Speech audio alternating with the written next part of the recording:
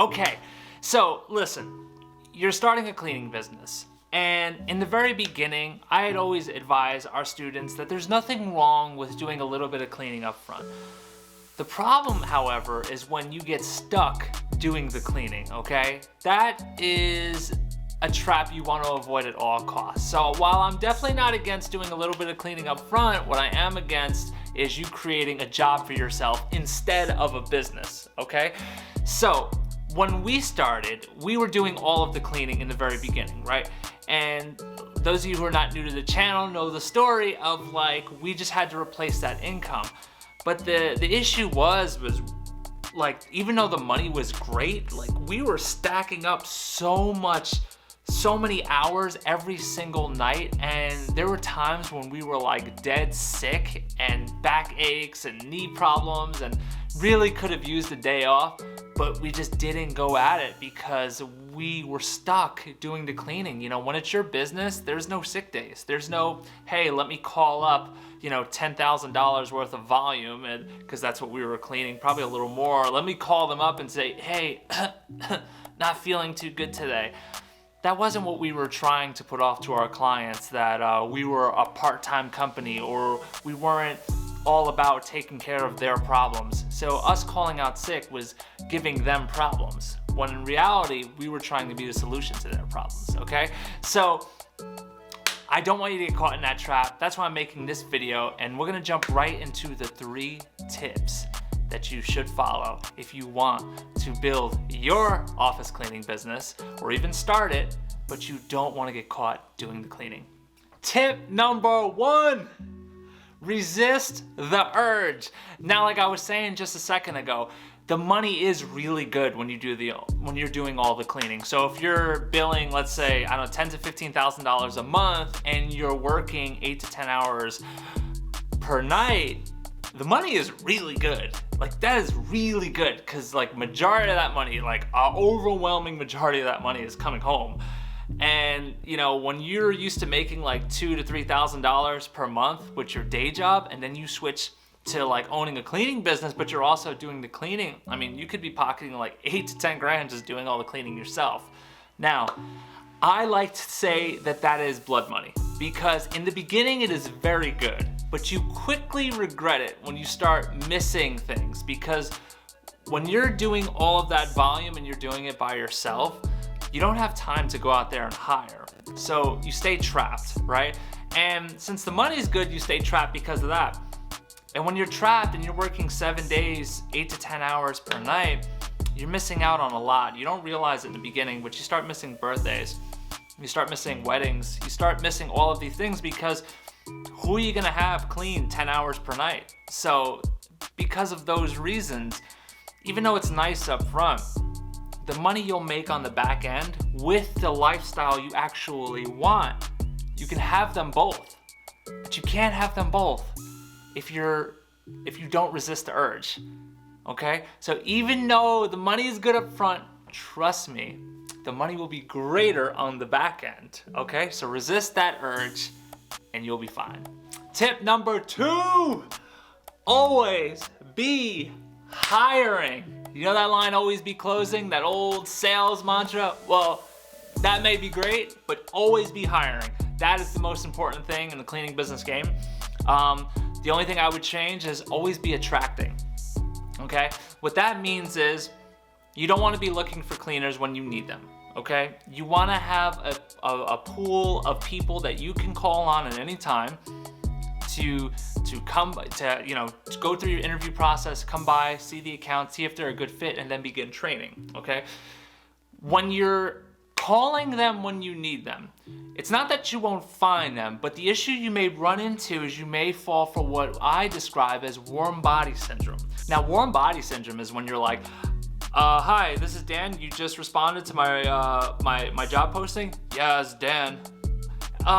Would you like to clean? I guess. Oh, perfect. That sounds great. Could you meet me tonight? Maybe. Awesome. You see, warm body syndrome is when you'll just put anyone who says yes at your accounts. The trouble with that is your quality in your hiring process is gone to crap. I mean, your quality level went from a 10 to a 1. It's not to say Dan is necessarily gonna be a 1, but you don't know if Dan's gonna be a 1 or a 10. Okay, so before you actually get people there, our hiring process is to where like we start with a big list like this, and then after like the interview process, you're really left with like a small batch, a good batch, small, like perfect, which is what you want. You want to weed a lot of people out because you just want to attract superstars. Okay, you'll thank yourself on the back end. So the work is just in making sure you're constantly replenishing and bringing more and more really good people in, okay? That is the key. So when that new account comes in, or if somebody inevitably does quit eventually, you have people to go to, and you're not gonna be desperate, you're not gonna have warm body syndrome, and you're not gonna put a C+ cleaner at a great account. So all you need to do is make sure that you are always attracting great cleaners, and you will not have that problem. All right, and lastly, tip number 3, quality control. Now, quality control, a lot of you may know if you're not new to the cleaning business game, but if you are new, quality control is basically when you oversee your team's work.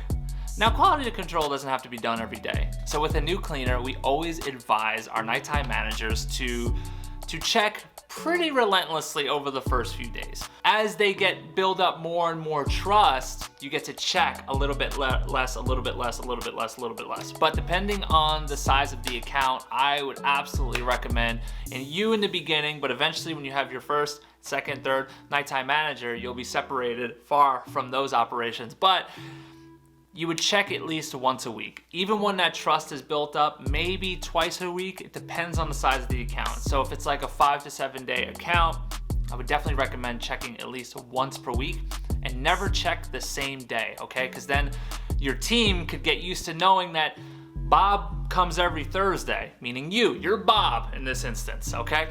So Bob comes every Thursday, I gotta make sure I bring it Wednesday nights because I know Bob's gonna be here Thursday, sometimes even Friday.